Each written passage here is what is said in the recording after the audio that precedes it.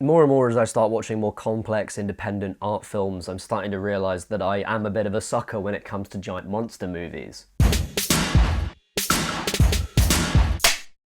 I really liked the 2014 reboot of Godzilla. I think it was a really cleverly paced, colourful, interesting film. You could tell that right from the trailer. It had a great colour palette, all just grey and red, and it had an amazing action sequence kind of play out in full during that trailer. So when I saw the trailer for Kong, Skull Island, I thought, wow, this movie's gonna be shit. And I've got to be honest, although I try to hold myself back from being prejudiced when I go in to see a movie, you always go in with some kind of expectation. And this movie, I was convinced would have been absolutely shit. I mean, look at the poster. This is one of the posters that went out for publicity for it, right? You got a big monkey face right here. That's Kong. It's one for the trivia fans at home. You got Brie Larson right here doing the kind of Fay Ray pose where she holds up her hand against King Kong. I don't think that actually happens in the film at any point, by the way, so that's not real.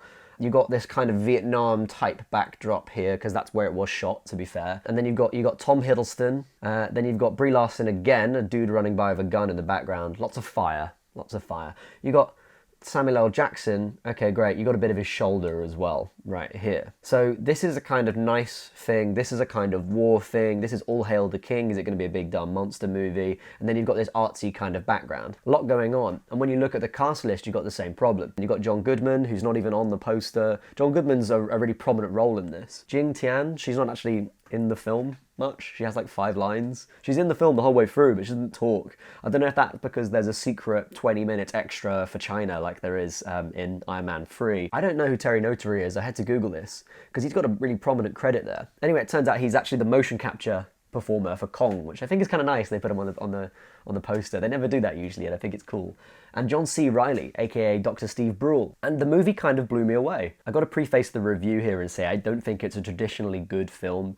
In fact, I don't actually want to recommend it to you because I think part of the reason why I liked it so much was a very individual kind of response to it. Basically, what happened was when I watched that trailer, it felt like no one knew what the tone of the film was. What's become clear is that the creative team on the film actually do have a tone in mind, a very specific one. This is a kind of overblown action movie with deliberately over-the-top characters, but played kind of with an emotional sincerity, so they all have genuine reasons to be there, even though they are kind of stupid reasons in a lot of ways. It's kind of the epitome of a guilty pleasure, or I would call it that if that wasn't just like the kind of idea that you get in a capitalist, overly puritanical society. Like I said, there's a lot going on in the movie, so I'll just walk through some key points on it. I'm pretty much just going to talk about the action and the effects, the setting, and then very briefly about the characters. If that's cool, we're good? We're on the same table? Clear aims, measurable outcomes? Sick. Number 1, the action. The original film is a classic of special effects. It really pushed boundaries at the time for things like stop motion and matte painting and composites. But aside from that, it's also really well photographed. They have a good idea about what a sequence should turn out like. The 1976 film is pretty bad. The action directing is very poor, partially because they have a giant animatronic King Kong in it. That was pretty revolutionary at the time, and I think it's a cool effect even now, but it ultimately scuppered how they could shoot the film, and that wasn't very good. Peter Jackson's film, I think, goes almost too far the other way. It tried to make it more cerebral and erudite than it actually is. And as a result, the film kind of like falls flat. It's very hokey and sentimental sometimes. Although the motion capture technology, again, is kind of forward thinking. So we've got 3 King Kong films already that, with both their pluses and their minuses, ultimately are still quite forward thinking, creative, technically films. Kong, Skull Island, does not really break any new ground on that. But the action sequences themselves are really fun. They're well directed. I have an idea in my head that a set piece in an action film has to have something different each time. If you think about a bad example of this, I think about The Hobbit. In the second Hobbit film, they have 3 chase/fight sequences. All of them revolve around the group being stuck on a moving object or around a moving object and then having to follow it through to the completion of its path. You have a minecart chase, you have them in a barrel. It's just really formulaic and kind of boring to watch. Not so bad the first time. The third time in a 2.5-hour long film, you just want to give up, really. So I think every set piece has to have something about it that makes it different to the previous set piece. Kong does really well at that. Kong shows up right at the start and then he bursts out properly to the rest of the characters about half an hour, 40 minutes into the movie. He is in the jungle, they're attacking him with helicopters, and he basically keeps ripping them out of the sky and like smashing them up. And the director constantly switches between fast motion and slow motion, and he really overplays it. It's really like outrageous. It's like an animatic in a Japanese video game. But as a result, it's kind of fun. He's deliberately going like Yeah, it's scary for the human characters, but there's something kind of fun with the idea that these people are just getting absolutely beaten to shit. You know, they're getting treated really badly. It's that thing like in a slasher movie when you're kind of rooting for the killer as much as anyone else.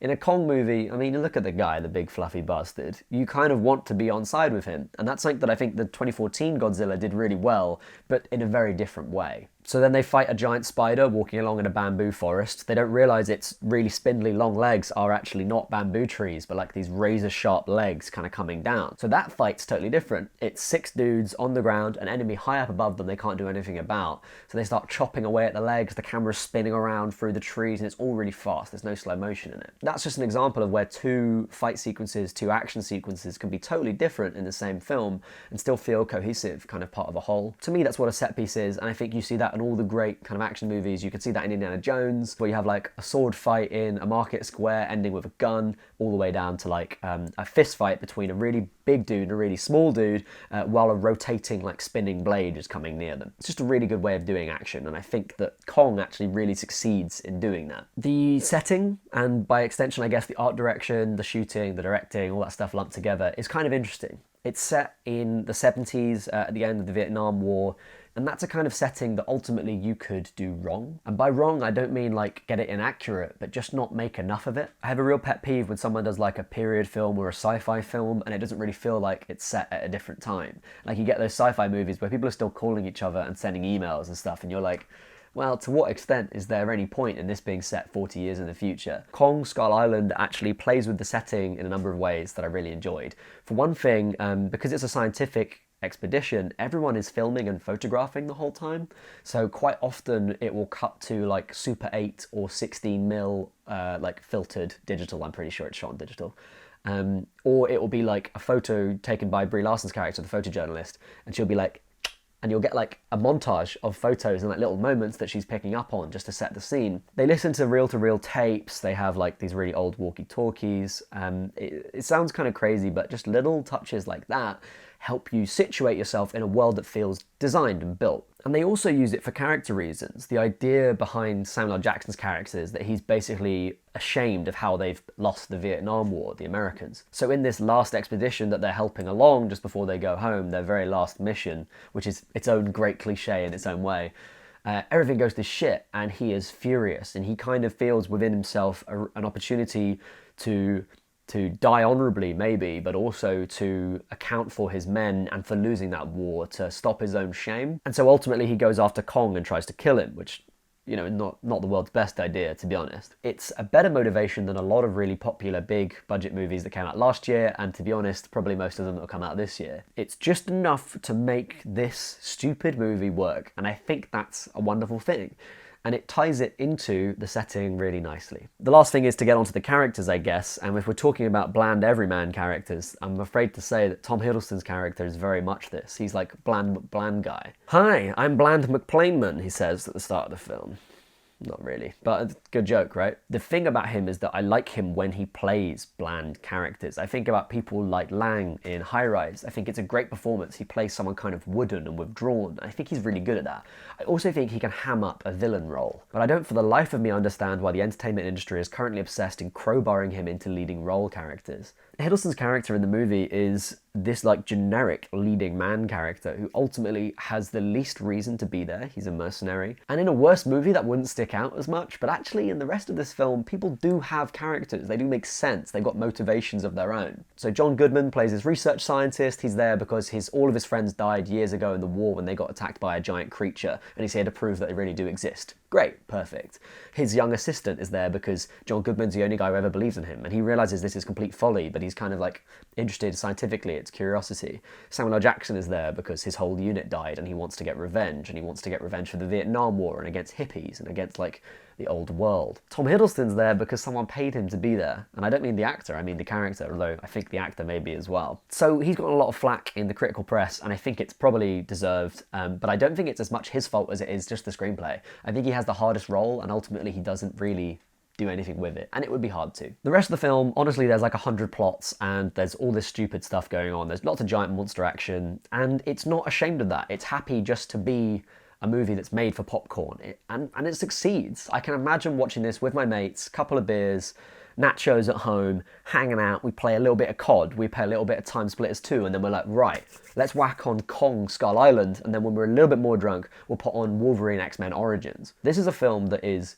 dumb, but it's consistent. It works. It occupies a universe that makes sense, even if it only makes sense in a stupid way. As much as I love sitting down and watching a really melancholic Taiwanese art film on a 35mm print, I'm also ready and present for a movie with giant monsters beating the shit out of each other. Kong, Skull Island. I am not recommending it personally to you. I'm saying that I had a great time watching it, and there's nothing wrong with that. If you want to talk about it in the comments down below, and or recommend any kind of big monster movies or something as dumb as this that I might enjoy, please let me know. As ever, I've had a great time talking to you. Have a good one, and I'll see you later.